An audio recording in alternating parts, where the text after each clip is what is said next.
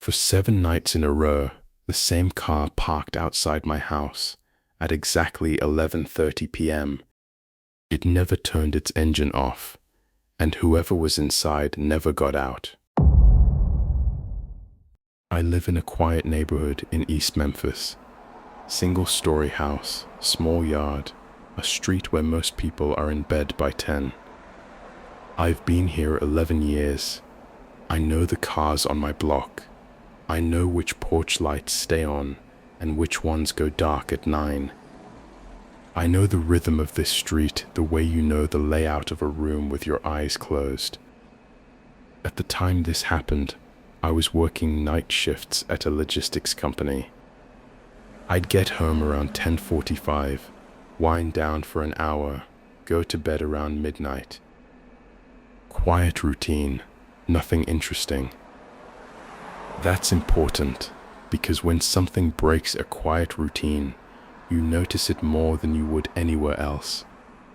The first night I saw the car was a Monday. I was in the kitchen getting water before bed. I glanced out the window toward the street. Force of habit, I always do a last look before I lock up. And there was a car I didn't recognize, dark-colored, maybe navy or black, parked directly across from my driveway. Engine running, you could see the exhaust in the cold air. I watched it for maybe 2 minutes. Nothing happened. No one got out. No one came to it. I told myself it was someone waiting for a rideshare pickup or a late-night visitor to one of my neighbors. I locked up and went to bed. Tuesday night. Same car. Same spot. 11:34 p.m. According to my phone when I checked. Engine running, no movement. This time I watched it for longer. 7, maybe 8 minutes. I stood at the edge of my kitchen window in the dark, not turning any lights on because I didn't want whoever was inside to see me watching. The car didn't move. Nobody got in, nobody got out. After a while I went to bed. Told myself 2 nights in a row was probably a coincidence. Told myself I was being paranoid. Wednesday I almost forgot about it. Had a long shift, came home exhausted, barely registered the street when I pulled in. It wasn't until I was brushing my teeth at 11:45 and happened to look out the bathroom window, different angle, same street, that I saw it again. Same car. Same spot. Engine running. I stood at that window for a long time. The bathroom light was on behind me, and I knew if anyone was looking toward the house, they could see my silhouette. I stepped to the side, kept watching. Then the car's headlights clicked on. Not like they'd been off before, they had been off before. Just parking lights. Now the headlights came on full, pointed straight at my house. I don't know if that means anything. I don't know if whoever was inside had seen me at the window. I don't know if the lights coming on was intentional or just the person inside adjusting something. But standing in my bathroom at midnight, with my house lit up by somebody else's headlights, something in me went cold. The headlights went back off after about 20 seconds. The car stayed. I called the non-emergency line the next day and described the situation. The officer I spoke to was polite. He said a car parked on a public street wasn't something they could act on unless there was a specific threat. He said to call back if anyone approached my house or behaved in a threatening way. He said it was probably nothing. Thursday, Friday, same car, Same spot, same time, give or take a few minutes. By Saturday, I had started photographing it from my window. Dark exterior, couldn't make out the plates from that angle, couldn't see the driver. Just the shape of someone sitting in the front seat, completely still, for anywhere between 20 minutes and an hour before driving away. Saturday night, I didn't sleep. Sunday, the 7th night, I made a decision. When I saw the car pull up at 11:28, I went to my front door. I stood there with my hand on the knob for about a minute, talking myself into it. Then I opened the door and walked across the street. The car was a dark blue Honda. As I got closer, I could see the driver. A woman, maybe mid-50s, gray hair, glasses.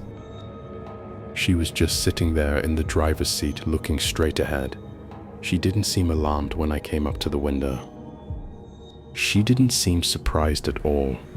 It was like she'd been expecting me. I knocked on the glass. She rolled the window down. I asked her what she was doing. She looked at me for a moment and said, "I used to live here, in that house. I lived there for 18 years. I come back sometimes." I didn't know what to say. I asked her when she had lived there. She said she moved out 5 years before I bought the place. She said her husband had died in that house. In the bedroom at the back. She said she didn't mean to frighten anyone. She said she was sorry. She rolled the window back up and drove away. She didn't come back after that, at least not while I was watching. I looked up the property history later that week. The previous owner before the family I bought from was a woman whose husband had died in the house. Cardiac event. In the back bedroom. I'm not sure what I expected to feel when I found that out. Creeped out, maybe? Mostly I just felt sad for her. 7 nights sitting in a cold car outside a house that used to be hers, in the dark, with the engine running. But sometimes, Van, and I know this probably sounds like nothing, sometimes I wake up at night and look toward the window, and I find myself checking whether the street is empty. It always is, so far.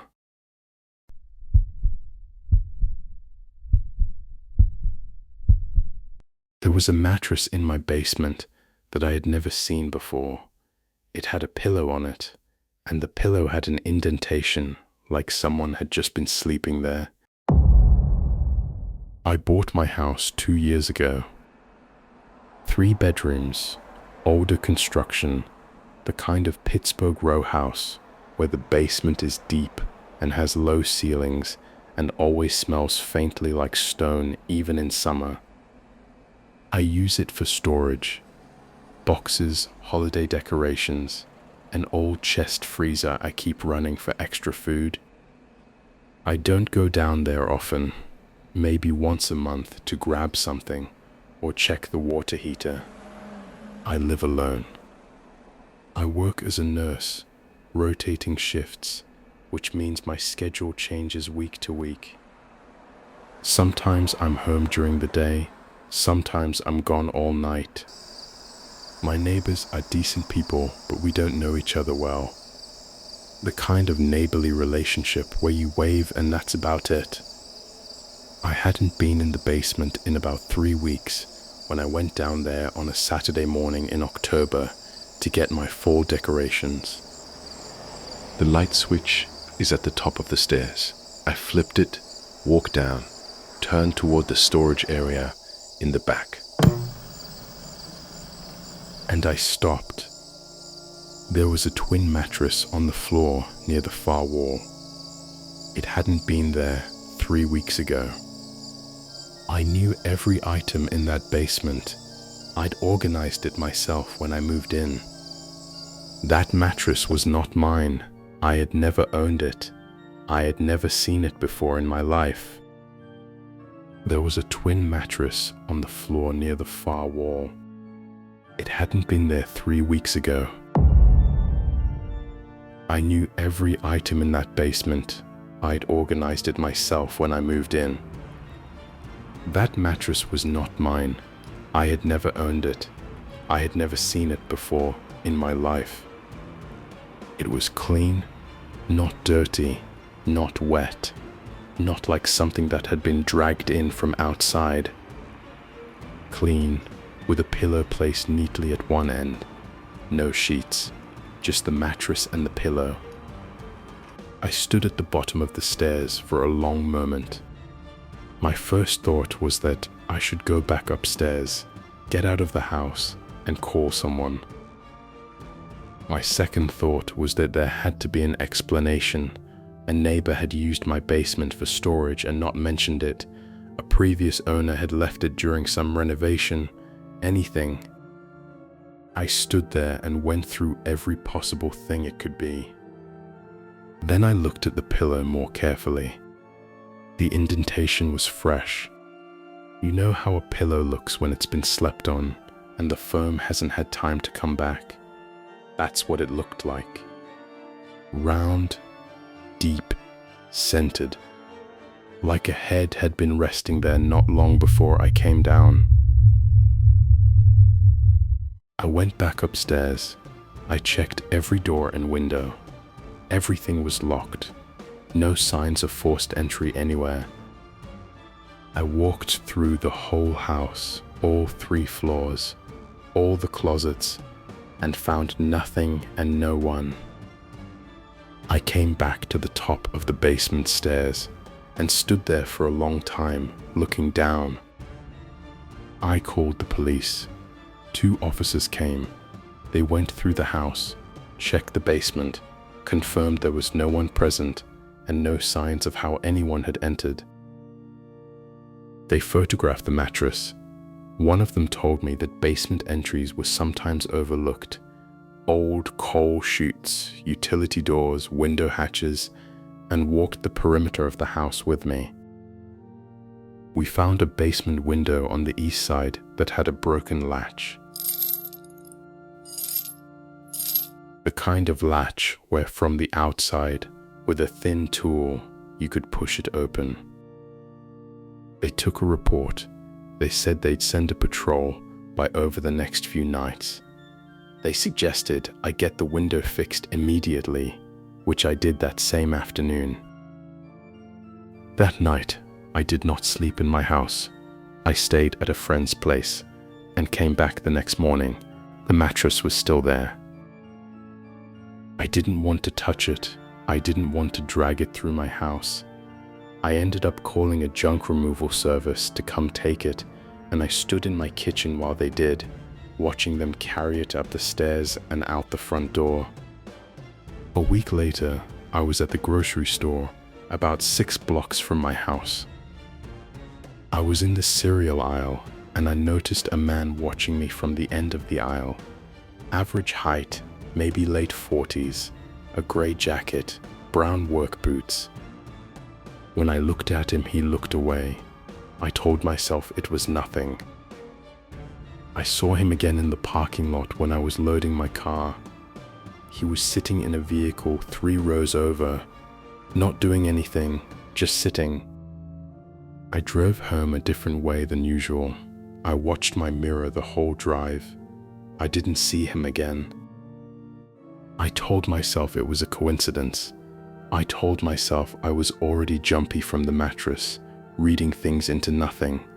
I almost convinced myself. Then 2 days later, I found something on my porch. It was a pillow, the same pillow, or one identical to it, left flat against my front door, neatly placed. Like someone setting something down with care. The police came again. They added it to the report. They never identified anyone. The window I'd had fixed stayed fixed. My new locks stayed locked. Nothing else happened. No more objects. No more signs of entry, no more men in parking lots that I could be certain about. I still live in that house. I had a security system installed, and I have cameras at every entrance now. The basement light stays on every night. I check it before I go to bed. I check the camera feed before I go to sleep. I don't know who slept in my basement. I don't know how many times they were down there before that Saturday morning. I don't know if the man in the grocery store was related to any of it, or if my mind was connecting things that had nothing to do with each other. What I know is this: someone found a way into my house. Someone slept 12 feet below the room where I was sleeping, and when I found the evidence of it, they left a message. Not a threatening one, not a note with words, just a pillow on my front porch, which is somehow worse.